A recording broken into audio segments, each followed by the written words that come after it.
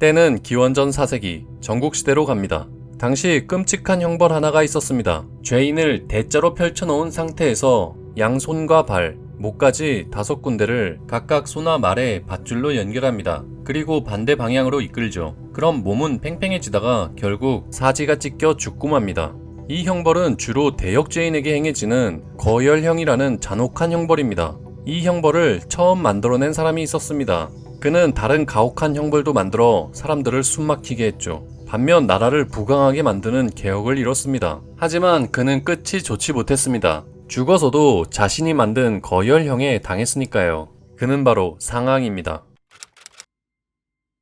상왕은 본래 이름이 공손왕입니다. 그가 관직생활 때 다스린 상이란 지역 이름을 따서 상군이라고도 불렸죠. 또는 전국시대 위나라 출신이었기에 위왕이라고도 불렸습니다. 그는 기원전 390년부터 기원전 338년까지 살았습니다. 법가 인물로서 진나라 기틀을 다진 사람이죠. 이제 그가 어떤 삶을 살아왔는지 살펴보겠습니다.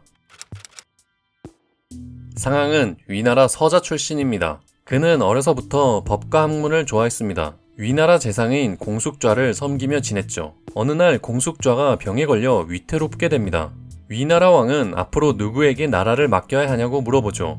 그러자 공숙좌가 말했습니다. 제 밑에 있는 상왕이란 아이를 쓰십시오. 그는 어리지만 재능이 빼어나니 나란 일을 맡기셔야 합니다.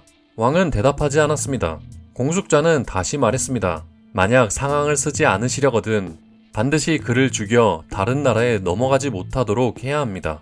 왕은 마지못해 고개를 끄덕이고 돌아가서 다른 신하들에게 상왕을 추천한 것에 대해 황당함을 표시했죠. 그리고 얼마 뒤 공숙좌는 상왕을 불러 말했습니다. 왕께 너를 등용하라고 했지만 별로 맘에 안 들어 하시는 것 같더군. 등용하지 않으면 너를 죽이라고 말했으니 얼른 도망가게. 그러자 상왕은 대답했습니다.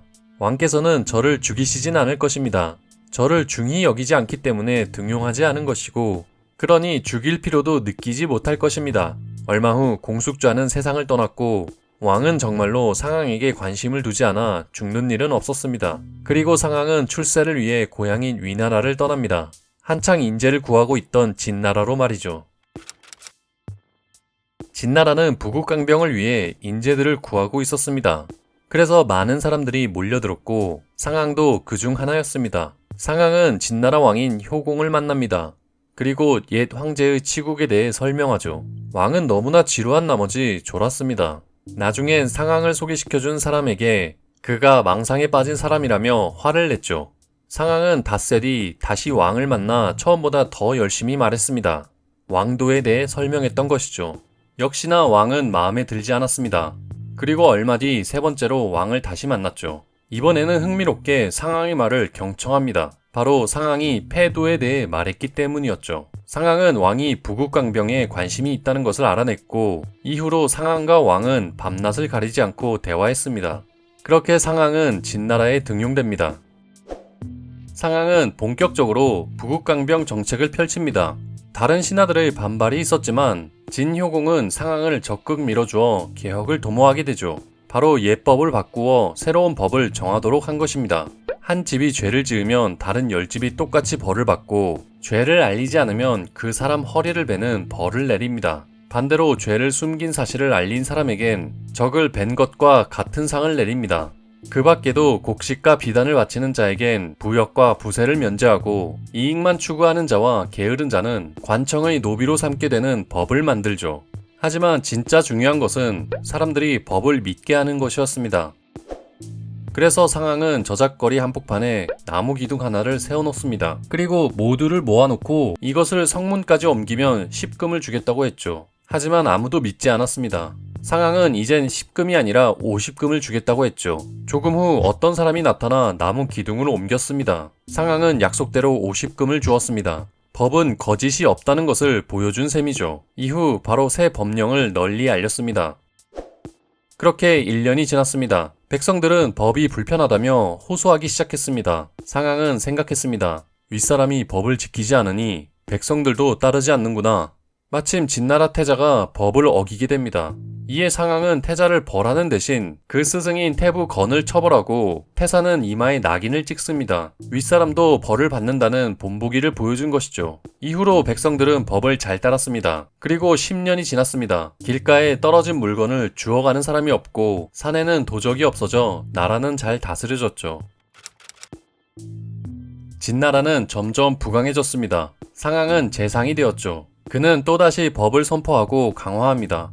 아버지와 형제가 한 집에 사는 것을 금지했으며 작은 마을과 도시를 합하여 현으로 만들었죠. 또한 황무지를 개간하고 도량형을 통일했습니다. 그리고 4년이 지났습니다. 예전에 법을 어겼던 태부 건이 또다시 법을 어기게 됩니다. 건은 이번에 코를 베이는 형벌을 받게 됩니다. 여전히 귀족들에게도 가혹한 벌이 가해졌죠. 때문에 왕을 제외한 귀족들은 모두 상황을 미워했습니다. 그럼에도 불구하고 상황은 더욱 엄정한 법으로 나라를 옥죄었습니다. 상황은 위나라를 공격할 계획을 세웁니다. 비록 그의 고향이었지만 진나라의 번성을 위해서는 피할 수 없는 선택이었죠. 그래서 상황은 계책을 하나 세웁니다. 위나라 장수에게 편지를 하나 보내죠. 내용인즉 상황 자신도 위나라 사람이었으니 이참에 서로 술 한잔하며 동맹을 맺자는 내용이었습니다. 위나라 장수도 동의하여 동맹을 맺으러 자리에 참석했죠. 하지만 그것은 상황이 만든 함정이었습니다. 상황은 술자리에 병사들을 숨기고 위나라 장수를 사로잡았습니다. 당시 위나라는 사방에서 공격을 받아 위태로운 상태였죠. 결국 위나라 왕은 두려움을 느끼고 진나라에 땅을 떼어주어 강화를 맺게 됩니다. 위나라 왕은 오래전 옛날 상황을 놓친 것을 후회했죠. 진나라 왕은 상황에게 상지역과 15읍에 봉했습니다. 그때부터 상황은 상군으로 불렸습니다. 그리고 다시 10년이 지났습니다. 나라는 여전히 형벌에 대한 두려움으로 숨이 막혔죠. 귀족들은 속으로 복수의 칼을 갈고 있었습니다. 상황에겐 왕 말고는 믿을 사람이 없게 되었죠. 진나라에는 선비 조량이 있었습니다. 상황과 조량은 서로 만나게 되었죠. 상황은 그와 친하게 지내고 싶었지만 조량은 거절합니다. 둘은 나라를 다스리는 방법에 대해 많은 대화를 나누었지만 서로 뜻이 달랐죠. 조량은 충고했습니다. 모든 이들이 당신을 원망합니다. 당신의 파멸은 한 발짝 앞으로 다가와 있습니다. 지금이라도 모든 것을 내려놓고 덕을 찾으십시오. 그리고 조량은 떠났습니다. 하지만 상황은 그 충고를 무시했죠. 이후 5달이 지나 진나라 왕 효공이 죽고 태자가 왕위에 올랐습니다. 태자와 그를 따르던 신하들은 드디어 이빨을 드러냈습니다. 과거에 코가 잘리고 이마에 낙인 찍혔던 이들은 상황이 반란을 일으키려 한다며 몰아세웠죠. 새로운 왕도 태자였던 시절 때의 굴욕을 잊을 수 없어 당장 상황을 잡아오라고 명을 내렸습니다.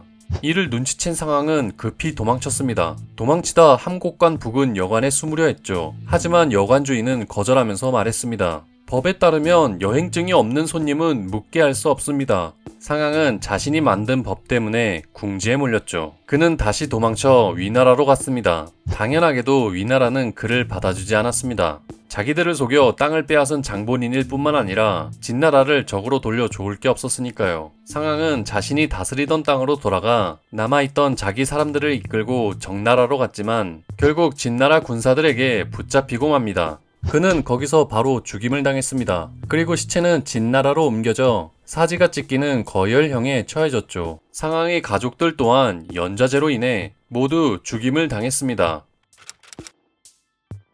상황은 진나라를 법치로서 다스리며 강력한 나라로 키웠습니다. 또한 상군서라는 법가책을 남겨 후대 법가 인물들에게 많은 영향을 주었죠. 결국은 법치로 강력해진 진나라가 훗날 통일을 합니다. 상황이란 인물이 있었기 때문이었죠. 역사를 기록한 사마천은 상황에 대해 이런 평가를 남겼습니다. 상황은 성품이 잔인하고 덕이 없다. 그는 태부였던 공자 건을 벌하고 위나라 장군을 속였으며 조량의 충고를 따르지 않았다. 그가 평판이 좋지 않았던 이유다.